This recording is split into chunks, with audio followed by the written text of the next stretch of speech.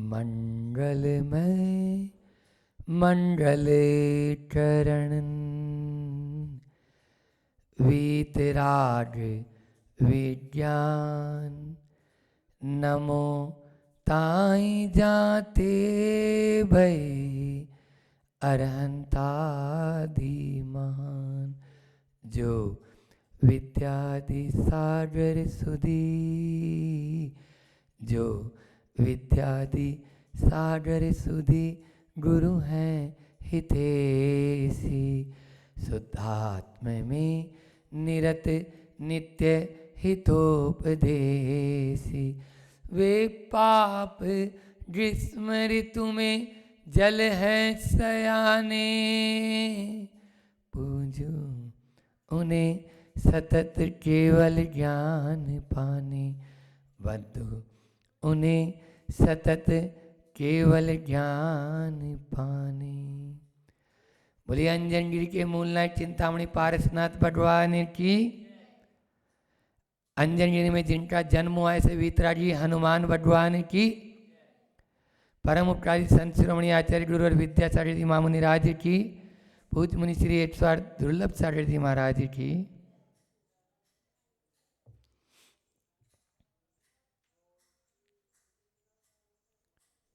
न पत्थर का, न काष्ठ का, न तृण का और न ही धरती या मिट्टी का आसन ध्यान के लिए अच्छा बताया। क्या बताया? पंच इंद्रियों के विषय और कसायों को जो रूपी शत्रु है, उन शत्रुओं से निर्मल आत्मा को ही आसन बताया। कल अपन ने बोला था कि कीमत आसन की नहीं, कीमत आसन की नहीं, फिर कहा कि कीमत है परिणामों की। इंद्रिय और कसायों से रहित होना, यह परिणामों में जब तक नहीं आएगा तब तक आप कितने ही चाहे गुफा में चले जाओ और चाहे आप नीचे कंदराओं में चले जाएं, कोई भी ध्यान नहीं लग पाएगा। कसाय और इंद्रियों पर कंट्रोल होना जरूरी है। फिर ये भी मैंने कल बताया था कि गृहस्थ को ध्यान की सिद्धि नहीं होती। गृहस्थ को ध्यान की सिद्धि नहीं होती। क्यों नहीं होती? क्योंकि उसके साथ में बहुत सारे विकल्प लगे हैं। मान लीजिए वो बैठा तो है यहाँ पे गृहस्थ, लेकिन अरे अब कौन आ रहा है, कौन जा रहा है, इसको देखना, उसको देखना, कहाँ जाना, कहाँ आना, बहुत सारे विकल्प होते हैं। जबकि साधु के साथ में वह निर्विकल्पता आती है। और यह भी बताया कि ध्यान की तो आचार्य श्री जी कहते हैं, ध्यान की तो सब बात करते हैं, लेकिन पवन जी ध्यान से कोई बात नहीं करता। ध्यान की बातें तो सब करते हैं, लेकिन ध्यान से बात कोई करता है? कोई नहीं कर पाता है, क्योंकि उसको मालूम ही नहीं क्या बोल रहा है, यद्वा तद्वा। और मेरे से जब पूछते हैं कि आप लंबे ध्यान में क्या करते हैं, तो आचार्य श्री जी ने हाइकू में जवाब दिया हमारे ही प्रश्न का कि सामायिक में करना कुछ नहीं, शांत बैठना, इतना अपना हुआ था। आज उससे आगे 23 नंबर की कारिका आप लोग निकाल लें। उसी बात को और आगे बढ़ा रहे हैं। 23 नंबर में आचार्य भगवंत अमित गति भगवंत यहाँ पर कह रहे हैं कि जब कोई साधक अध्यात्म में रत हो जाता है, अपनी आत्मा में लीन हो जाता है, तो आत्मा में लीन होने पर क्या स्थिति होती है, यहाँ पर इन शब्दों में बता रहे हैं। न संस्तरो स्मान तृणम न वेदनी। अच्छा, ये 22वीं है, 23वीं लेंगे। न संस्तरो भद्र समाधि साधनम न लोक पूजा न च संग मेलनम यतस्ततो ध्यात्मरतो भवानी सम विमुच्य सर्वा मपि बाह्य वासनाम। पहले हम बोलेंगे, आप दोहरा पाएंगे? दोहराओ। न संस्तरो भद्र समाधि साधनम न लोक पूजा न च संग मेलनम।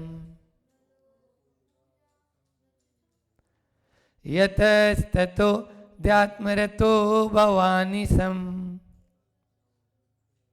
बोलो, विमुच्य सर्वामपि बाह्य वासनाम। बहुत सरल अर्थ है, देखो। यतः ततः, यतः यानी जो, है ना, जहाँ, या क्योंकि और इसलिए। यतः ततः का प्रयोग यहाँ भी होता है, जहाँ, यहाँ, वहाँ, या क्योंकि इसलिए। तो जिस प्रकार से हे भद्र, हे पुरुष, हे मानव, न संस्तरो, यहाँ पर कहा कि कल अपन को बताया था कोई भी संस्तर काम का नहीं आसन, न तृण का, न चटाई, न कोई पाटा, न कोई पत्थर का, न कोई लकड़ी का, कुछ भी नहीं आसन काम का है वह। और समाधि के साधन नहीं है वह, संस्तर समाधि का साधन नहीं। और क्या बोल रहे हैं, ध्यान से सुनो। न लोक पूजा, लोक में जो पूजा आदि होती है, ख्याति आदि होती है, वो काम की है समाधि में, बोलो, नहीं है। फिर न संग मेलनम, और जो संग होता है, मान लीजिए टीम टाम होती है या शिष्य मंडली होती है, क्या इससे समाधि हो पाएगी? बोलो ना, तो नहीं, बोलो तेज आवाज में। हाँ, बहुत बढ़िया। इस प्रकार से अध्यात्म रत है भवानी सम, यह जो निरंतर अध्यात्म में रत है वह इस बात को जानता है कि न कोई संस्तर काम का है, न कोई लोक की पूजा ख्याति आदि काम है, और न ही कोई संग आदि समाधि भी काम आएगा। विमुच्य सर्वाम अपि भार्य वासनाम, इसलिए वह अध्यात्मनिष्ठ साधक विमुच्य छोड़ देता है सर्वम अपि, सबको, बाह्य वासनाम, बाहरी इच्छाओं का त्याग कर देता है। जो साधक होता है वो बाहरी इच्छाओं का संपूर्ण त्याग कर देता है, उसको कोई लेना देना नहीं रहता है। आप देखिए आचार्य श्री जी को देखते हैं तो ये कारिका बिल्कुल फिट बैठती है। आचार्य श्री जी ने अपने शिष्यों को धीरे धीरे धीरे धीरे कम कर दिया, क्योंकि मालूम है ये सब समाधि में काम आने वाले नहीं है। कल अपन ने आसन की बात तो कर ली थी, आज इसमें दो बातें बहुत अच्छी बताई है कि अगर कोई अध्यात्म में रत होना चाहता है तो उसको ख्याति पूजा लाभ से पहले दूर रहना चाहिए, और दूसरा है उसको संग से, चाहे वो चेतन परिचय हो और चाहे अचेतन परिचय हो, इनसे भी दूर रहना चाहिए। आचार्य श्री जी मूलाचार प्रदीप पढ़ा रहे थे, तब उन्होंने कहा था ख्याति का मतलब, पवन जी, ख्याति का मतलब जो आदमी को खा जाए, जो आदमी को खा जाए वो क्या है? ख्याति। व्यक्ति के जो सद्गुणों को खा जाती है उसको कहते हैं ख्याति, है ना। और आचार्य श्री जी तो यहाँ तक कहते हैं कि भैया आपने देखा होगा 8 प्रकार के मद बताए समंत भद्र स्वामी आचार्य महाराज ने। उन 8 मदों में एक मद है पूजा का मद। खूब पूजा हो रही है और उसको भी आनंद आ रहा है तो संसार में डूबेगा। क्या होगा? डूबेगा। ध्यान रखना, क्योंकि ख्याति पूजा, ज्ञानार्णवकार ने भी लिखा कि जो ख्याति पूजा के चक्कर में पड़ जाएगा वो ऐसा ही है कि वो साधु तो बन गया, साधु तो बन गया, लेकिन साधुता से अभी बहुत दूर है, साधुता उससे बहुत दूर है। इसलिए आप ख्याति पूजा के चक्कर में नहीं पड़ना चाहिए। और दूसरी बात बताई है कि संग, चेतन और अचेतन परिचय को साथ में नहीं रह सकते।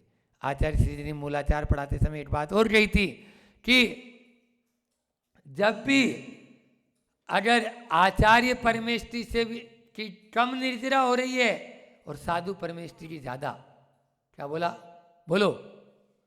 आचार्य जो है वो कम निर्जरा कर पाता है क्योंकि उसको बहुत सारी चीजें देखना होता है। आचार्य परमेष्टि इसलिए कम निर्जरा कर पा रहे हैं उनके सामने संघ की जिम्मेदारी है। जब तक वह जिम्मेदारी है तब तक उनको सब चीज़ें देखना भी पड़ता है। साधुओं का निग्रह करना, उनको प्रायश्चित देना, उनको आज्ञा देना बहुत है। इसलिए यहाँ पर आचार्य श्री जी ने कहा कि बाहरी व्यवस्थाओं में मत उलझो। क्या बोला? और आज आपको एक बात बताऊं, आप लोग बैठे हैं, इस पूरी की पूरी धरती पर इस पंचम काल में इंदौर में एक ऐसी घटना घटी जो दिल दहलाने वाली घटना थी, और आज तक के श्रमण परंपरा के इतिहास में इतना बड़ा संघ अभी एक साथ नहीं गया। इन शांति सागर जी के काल से लेके और अभी तक के काल में एक साथ इंदौर के रेवती रैन से कितने महाराज जी का बिहार हुआ था पता है? 20 महाराज जी का।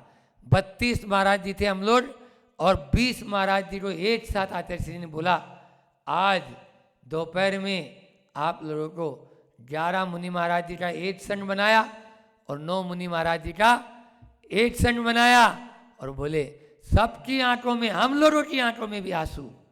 हम 12 बच्चे भले ही थे, लेकिन आचार्य श्री जी को जब थोड़ा सा बोला तो बोलते हाँ चलो बाहर निकलो। थोड़ा सा बोला कि आपकी तबीयत ठीक नहीं और हम लोग कैसे संभाल पाएंगे। 12 महाराज जी, सौम्य सागर जी बड़े थे, वो गए तो उनको डांट बाहर कर दिया, मालूम है। और उन 20 को उस कोरोना काल के समय आप लोगों को याद हो तो ये इतिहास की एक बहुत बड़ी घटना रही कि आचार्य श्री जी संघ से बिल्कुल भी प्रेम नहीं रखते, मोह नहीं रखते। आप देखते ना, अभी 4 महाराज जी हैं, 3 महाराज है ना, तो वो भी कब वो अलग कर दे कोई पता नहीं है। आचार्य श्री जी इस प्रकार से वही आदमी, क्योंकि वो यही कारिका बार बार अपने दिल और दिमाग में अच्छे से रखते हैं। वो जब सामायिक पाठ पढ़ते हैं तो ऐसे ऐसे ऐसे ऐसे झूमते रहते हैं। क्यों? क्योंकि उनको मालूम है कि यह संघ मेरे काम का नहीं है। जब तक इस संघ से मैं जुड़ा रहूँगा तब तक मेरी समाधि नहीं होगी। हम जब रोते हैं तब वो यही समझाते हैं, तुम लोग रोते हो।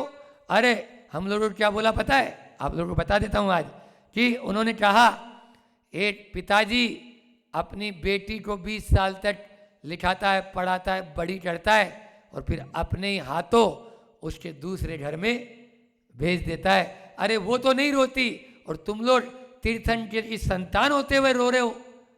ये हम लोगों को बोला गुरु जी ने। और तब कहा कि तीर्थंकर का भी तभी कल्याण होता है जब वो समोसरण रूपी लक्ष्मी का त्याग करते हैं। ये है आचार्य श्री जी की आदर्श भावना। इसलिए ऐसे ही साधक सच्ची समाधि कर पाते हैं और इस कारिका को आत्मसात कर पाते हैं। न वो ख्याति पूजा लाभ से भी उनको कोई मतलब नहीं। आप देखिए उनको चौमासा कहाँ होना है, बोलो पता है क्या? हमें खुद को मालूम नहीं हमारा चौमासा कहाँ होना है। वाचना, ग्रीष्मकाल वाचना कोई पता नहीं, शीतकाल वाचना कोई पता नहीं। कोई लेने आ रहा है तो ठीक, कोई नहीं लेने आ रहा है तो ठीक। कौन से रास्ते से जाना है, कौन से रास्ते से, कोई उनको सरोकार नहीं। इन सब चीज़ों से वह बहुत दूर रहते हैं। समाधि तंत्र में बहुत अच्छी बात कही, वह बोलता हूँ कि जनेप्यो वाट तत स्पंद है, मनश्चित्र विभ्रम है, भवंती तस्मात् संसर्ग है, जनेर योगी ततस्तजेत। अर्थ ये है महाराज जी, इसका अर्थ क्या हुआ आप लोग पूछेंगे, हम बता रहे हैं कि जन संपर्क से बचो। क्या बोला? यहाँ पर भी आए न लोक पूजा न च संग मेलनम। मतलब संग यानी केवल मात्र आचार्य श्री जी तक ही नहीं, हम भी ज़्यादा नहीं जुड़े। लोगों को जो हम जोड़ने की कोशिश करते हैं, आजकल ये माना जाता है जिसके जितने ज़्यादा फॉलोअर्स वो उतना बड़ा साधु, जिसके यहाँ जितनी ज़्यादा भीड़ वो उतना बड़ा साधु, है ना। और सब ग्लैमर के चक्कर में बस फंसे हुए कि बस ज़्यादा से ज़्यादा फॉलोअर्स बने, ज़्यादा से ज़्यादा सब्सक्राइब करें। ये चीज़ें हो रही है अभी। उसके इतने साधु हो गए, इतने सारे भक्त हो गए, आजकल भक्त भी हो गए, ये उनके भक्त, ये उनके भक्त। ये क्या चलता जा रहा है कुछ पता नहीं। साधना के लिए निकले और इधर उधर की बातें कर लेते हैं। उससे कह रहे हैं समाधि तंत्र में पूज्यपाद महाराज कि जनसंपर्क करोगे तो कैसे जनसंपर्क होगा? सबसे पहले वचन की प्रवृत्ति होगी, और वचन की प्रवृत्ति होगी तो फिर मन में मन चंचल होगा। जब मन चंचल होगा तो फिर चित्त में विभ्रतमा आएगी। जनेभ्यो वाट तत स्पंद मनश्चित्त विभ्रमय और भवंती तस्मात् संसर्ग। और फिर क्या होगा कि संसर्ग यानी जो है उससे यदि अपन जुड़ेंगे, अटैच होंगे, तो फिर क्या होगा? जनेर योगी ततस्तजेत, चित्त भी विभ्रमता को प्राप्त हो जाएगा। इसलिए आज अच्छे अच्छे साधक भी ये देखते हैं कि उन साधु के इतने सारे भक्त तो मेरे भी इतने ही बन जाए। जो जितनी ज़्यादा भीड़ जुटा ले वो उतना ऊंचा साधक, और फॉलोअर्स और अपने अपने भक्त बनाने में लग जाते हैं। यह यहाँ पर बता रहे हैं कि यह समाधि करने वाले साधक के लिए अच्छा नहीं माना जाता है। जो साधना करने वाला साधक है यदि वह भी भीड़ जुटाने में लग जाएगा तो फिर उसकी साधना पर इफेक्ट पड़ता है। मैंने पहले भी कहा था कि जितना जितना अटैच उतना उतना अटैच होंगे तो अटैच तो आएगा। एक बार क्या हुआ, एक जो है साधक थे और वो साधक आचार्य श्री जी के पास में पहुँचे और आचार्य श्री जी के पास में आए। आचार्य श्री जी डॉक्टर को दिखाया था और वो बोल रहे हैं बाईपास करना है। क्या बोल रहे हैं? अब आचार्य श्री जानते थे कि ये बहुत सारी संस्थाओं से जुड़े, बहुत सारी संस्थाओं से जुड़े थे वो।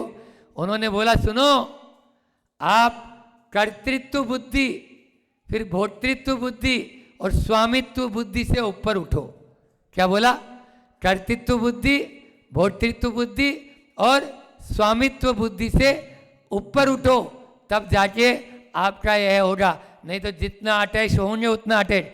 तो महाराज जी क्या है, हम क्या होता है कर्ता बुद्धि में उलझ जाते हैं, भोक्ता बुद्धि में उलझ जाते हैं और जो है स्वामित्व बुद्धि में उलझ जाते हैं। यह हमारे लिए बहुत बड़ा कारण होता है। तो आज की कारिका में दो बातें मुख्य बताई। सबसे पहला, लोक पूजा यानी ख्याति पूजा लाभ से अपन दूर रहें, और संघ सम्मेलन यानी संघ के माध्यम से, उधर से हाँ, संघ के माध्यम से या जितना जितना जनसंपर्क हम बढ़ाएंगे उतना उतना समाधि से दूर हटते चले जाएंगे। दो, एक अभी लेटेस्ट उदाहरण और एक प्राचीन पौराणिक उदाहरण सुनाऊंगा कि दो उदाहरण सुना के अपनी वाणी को विराम करेंगे। कि पुराने में देखो किस प्रकार से नाम के पीछे क्या आदमी की स्थिति होती है। भरत चक्रवर्ती का आपने उदाहरण सुना है। भरत चक्रवर्ती जब 6 खंड का विजय बन गया, 6 खंडों का अधिपति बन गया, वह जब वृषभांचल पर्वत पर जो वृषभगिरी है उस पर अपनी प्रशस्ति लिखने गया और सोचा इस युग का मैं प्रथम चक्रवर्ती हूँ। क्या बोला? इस युग का मैं प्रथम चक्रवर्ती हूँ। लोग सोचेंगे, मेरा नाम लेंगे, कम से कम नाम तो लिख दूँ। और जब वह नाम लिखने के लिए गया तो पता चला उस पत्थर पर, पूरे पर्वत पर नाम ही नाम लिखे थे, उसके नाम लिखने की जगह ही नहीं थी।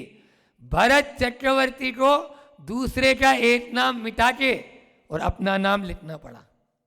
बोलो, ये है ख्याति पूजा की चाह की इच्छा का एक परिणाम।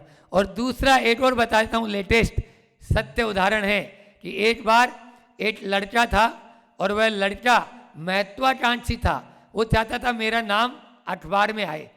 अब बिल्कुल बुद्धू, अब वो बुद्धू आदमी का अखबार में क्या नाम आएगा, उसका कैसे आएगा? तो एक दिन क्या हुआ, ऐसे तो नाम आएगा नहीं।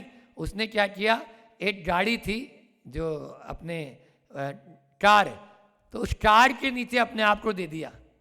शॉर्ट में सुना रहे क्योंकि समय भी आप लोगों का हो रहा है। तो कार के नीचे दे दिया। अब वो कार जो है एक वकील साहब की थी। वकील साहब ने गाड़ी को रोका और रोक के, और वकील साहब ने देखा अरे इसकी तो हड्डी टूट गई। उसको अस्पताल लेके गए, अस्पताल में उसका इलाज करवाया, प्लास्टर बनवाया।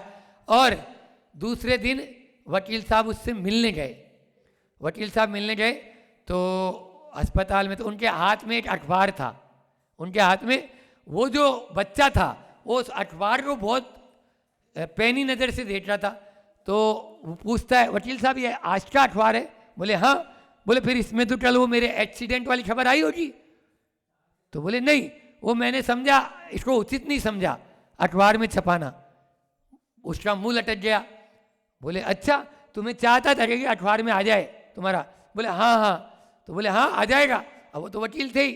तो उन्होंने दूसरे दिन पेपर वाले को बोला कि गुरुदास नाम था उसका, कि गुरुदास ने अखबार में नाम छपाने के लिए अपने आप को कार के नीचे धकेला। गुरुदास ने अपने आप को अखबार में नाम छपाने के लिए कार के नीचे। ये होता है महत्वाकांक्षी, या ये होता है पूजा ख्याति। जो नाम चाहता है उसकी ये स्थिति भी यहाँ तक वो गिर जाता है। तो एक भरत चक्रवर्ती का उदाहरण याद रखना, एक ये गुरुदास का उदाहरण याद रखना। इन शॉर्ट में आज यही बात है कि दो बात आज सामने है कि लोक पूजा संघ सम्मिलन, इस दोनों से जो रहित रहेगा वही समाधि में अपना स्थान बना पाएगा। और इसमें हाइकू भी आता है, इसी ने बहुत सुंदर दिया कि अपमान को सहता, अपमान को सहता आ रहा मान के लिए। आज मान के लिए ही अपमान को भी वह सहता है कि बस मुझे मान मिल जाए, मुझे मंच मिल जाए, मुझे माइक मिल जाए, मुझे माला मिल जाए। इस चक्कर में अपने मान को बढ़ाने के लिए, पुष्टि के लिए, कई बार ऐसा भी होता है हमारे पास में ऐसे ऐसे लोग भी आते हैं कि लड़के का ब्याह नहीं हो रहा, बोले महाराज जी से जुड़ जाओ, जरूर ब्याह हो जाएगा। अरे ये उन महाराज जी से जुड़ा हुआ है, वाह वो महाराज तो बहुत पहुँचे हुए महाराज जी हैं। एक नहीं, मैंने कई उदाहरण मेरे संपर्क में ऐसे आ गए। तब देखते हैं कि देखो अपमान को सहता आ रहा मान के लिए। और दूसरा जनसंपर्क को कम करने के लिए आचार्य भगवान कहते हैं, जो सबसे प्रिय हाइकू है, जुड़ो ना जोड़ो, जोड़ा छोड़ो और जोड़ो तो बेजोड़ जोड़ो। आचार्य श्री जी कहते हैं कि जनसंपर्क को ज़्यादा मत बढ़ाओ, यदि बढ़ाएंगे तो यहाँ पर भी वही बता रहे हैं कि मैंने अभी कारिका भी बता दी, आप लोग थोड़ा सा लेट आए, कि संघ सम्मिलन कभी भी समाधि का कारण नहीं हो सकता। आप संघ को, संघ का मतलब चिपटना है ना, इसलिए आचार्य श्री जी को पूरे शिष्य बाहर निकाल दिए और निकालते जा रहे हैं। तो वो कहते हैं जुड़ो ना जोड़ो, जोड़ा छोड़ो, जोड़ो तो बेजोड़ जोड़ो।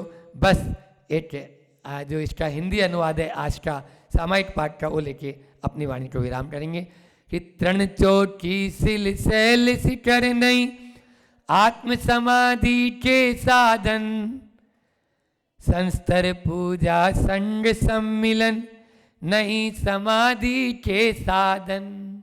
यानी तृण चोटी सिल सैल आदि के आसन कोई काम के नहीं। कल ये मैंने प्रवचन में बताया था, ये समाधि के आसन नहीं है।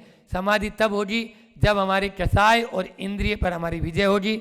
और पूजा संग सम्मिलन, ख्याति पूजा लाभ और संग सम्मिलन, ये दोनों भी समाधि के साधन और आसन नहीं है। इनसे बचेंगे तभी हम आगे बढ़ पाएंगे। आगे बढ़ें, इसी भावना के साथ मैं अपनी वाणी को विराम देता हूँ। बोलिए अहिंसा परमो धर्म की। आचार्य गुरुवर विद्यासागर जी महामुनि राज की।